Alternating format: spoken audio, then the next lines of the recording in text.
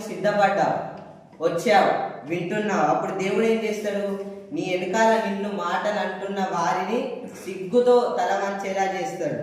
అందుకే సిద్ధమైతే సిగ్గుపడుతుంది.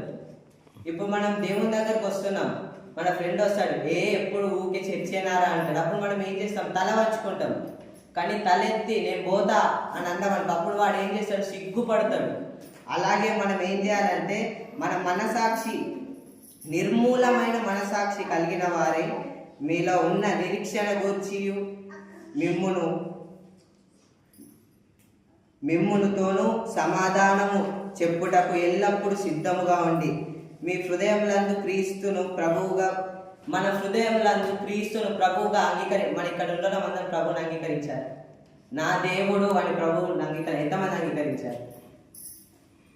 అలాగే ఎవరైతే ప్రభువును నా దేవుడు అని అంగీకరించి వాళ్ళు ప్రభు రాక కొరకు సిద్ధపడతారో, ఇప్పుడు నోవా ఉన్నాడు, పడవ కట్టిండు, పెద్ద ఓడను కట్టిండు.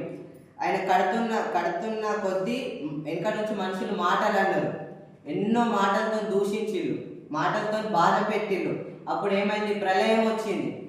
పడవలో ఉన్న నోహా జంతువులు బ్రతికినాయి. అప్పుడు మాటలన్న వాళ్ళంతా ఏమైంది? కుప్పగూలిళ్ళు.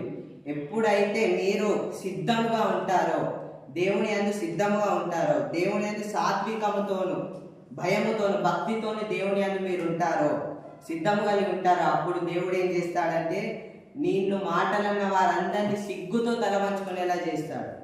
దాన్ని ఇప్పుడు మనం సిద్ధం ఒకట ప్రిపరేషన్ అని నేర్చుకున్నాం. ఈ లేఖన వాక్యం దేవుడు దీవించుకుంటాడు.